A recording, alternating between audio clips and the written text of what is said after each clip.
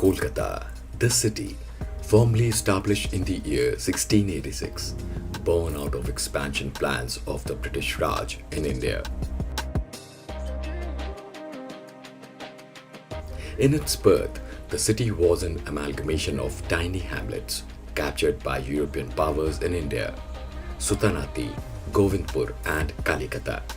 The last of these, Kalikata, giving Kolkata its name. In 1757, after the Battle of Plassey, Robert Clive took over the city, defeating Siraj-ud-Daulah, the Nawab of Bengal. The establishment of the Supreme Court in Fort William in 1774 made the city the base of British in India.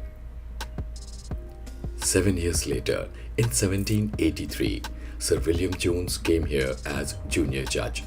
He was a poet, a linguist, and above all, an Orientalist par excellence. Jones had a strong passion for the arts, for Sanskrit, grammar, and poetry. He delved into philosophy, law, religion, politics, morality, arithmetic, medicine, and other sciences. He drew around him many like-minded British officials who lived in Kolkata at the time.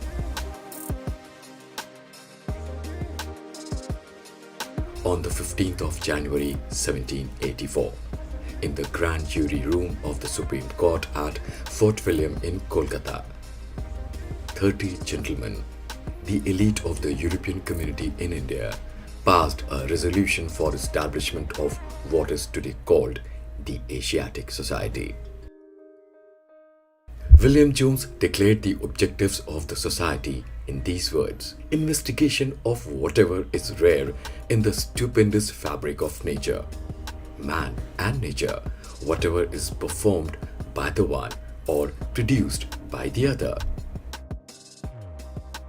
This stream was mandated to encompass the entire range of human knowledge. The society recognized the brilliance of Sanskrit as more perfect, even better than Greek. The Asiatic Society had humble beginnings. The initial works included a translation of Kalidas's Sakuntalam. In the years to come, works produced by the Society opened the eyes of European scholars to the grandeur of India, its science, civilization, and culture. It is widely acknowledged that the Asiatic Society is unique in many ways, being the oldest learned institution in modern India and Asia, which made the single most important contribution to the revival of the Indian spirit that lay behind the Indian Renaissance. The founders of the society aimed at a union of Indian and European learning. Raja Ram Mohan Roy and his colleagues were enthusiastic about the new knowledge of the West, but without alienating themselves from the front of old Indian wisdom. It was an undying passion for Sanskrit and the resultant revelations of its founder that led MacDonald quote in his book History of Sanskrit Literature that since the Renaissance there has been no event of such worldwide significance in the history of culture as the discovery of Sanskrit literature in the later part of the 18th century.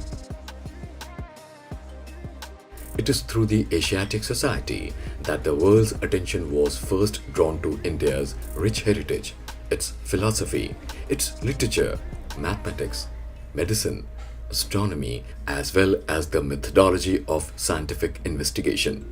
The Asiatic Society Kolkata was also the model for other Asiatic societies of the world, including the Royal Asiatic Society of Great Britain and Ireland. Over the last 2 centuries, the Asiatic Society's name has undergone a series of change.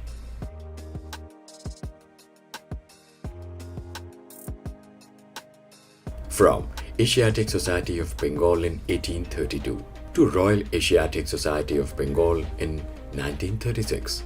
In July 1952, the body came to be known as the Asiatic Society.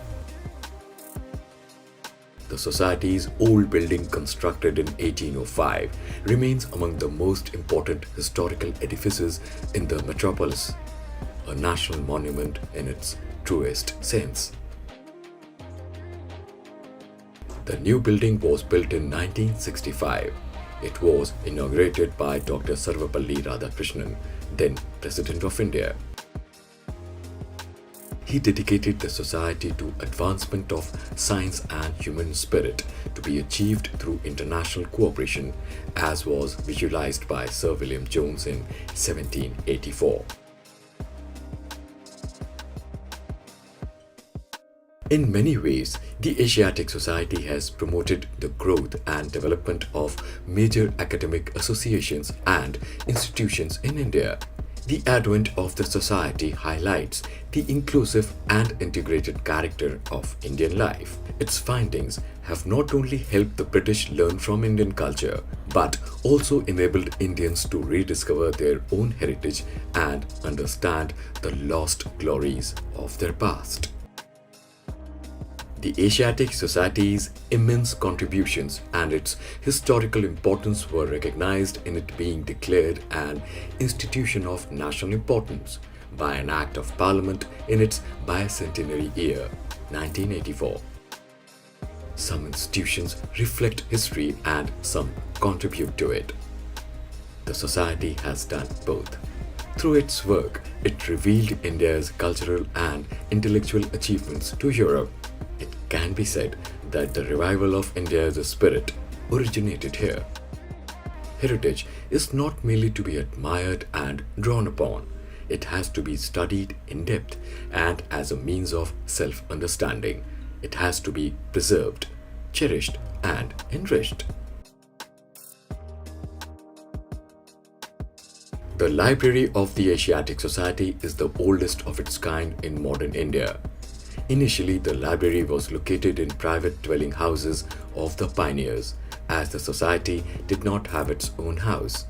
Today, there are more than 2 lakh books and journals, monographs and pamphlets in European and Indian languages on various fields of humanistic knowledge.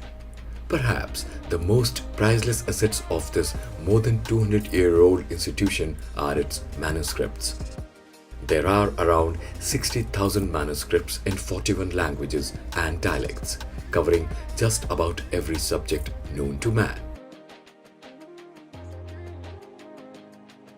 The material used is also varied, ranging from palm leaves, barks of different trees, to leather, copper plates, stone blocks, and handmade paper of different varieties and grades. Among the priceless collection of books, there is Juli Firmisi Astronomicorum Libri Octo Integri and Kripara Sastrera Ardhabeda. And the earliest Sanskrit manuscript in the library is Kubji Kamatam. It belongs to 7th century AD. In 1814, Dr. Nathaniel Wallich, a Danish surgeon at the Danish settlement in Serampore, urged upon the society to set up a museum. This is how the Museum of the Asiatic Society was born. Down the decades, the Asiatic Society's contribution extends beyond education to all forms of learning and information. The Asiatic Society was the first institution in India to publish weather reports in 1788. Meteorological observations began in 1824 and went on for 51 years, till the formation of the Indian Meteorological Department in 1875. In 1824, the Asiatic Society formed a geological committee, which started surveying the land, investigating the resources of a particular region, and publishing the findings in written reports published in the Asiatic Researches. To put in perspective, the Geological Survey of India, as it is known today, was born much later on 5th of March 1851. In 1861, the Archaeological Survey of India was founded. The Government of India communicated to the Society the first archaeological report by Alexander Cunningham, who was also a member of the Asiatic Society. The Society published his reports for 3 years from 1861 to 1864. The Anthropological Survey of India, born on 1st of December 1945, was largely indebted to research initiated by the Asiatic Society.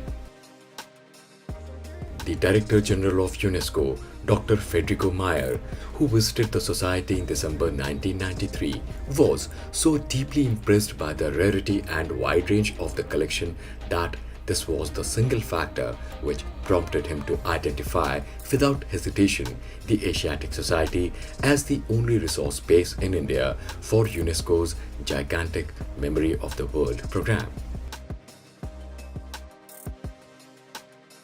It is said that history has no holiday. Today, the oldest learning and research center in whole Asia continues to march ahead, blending the glorious Indian heritage and wisdom with modern values.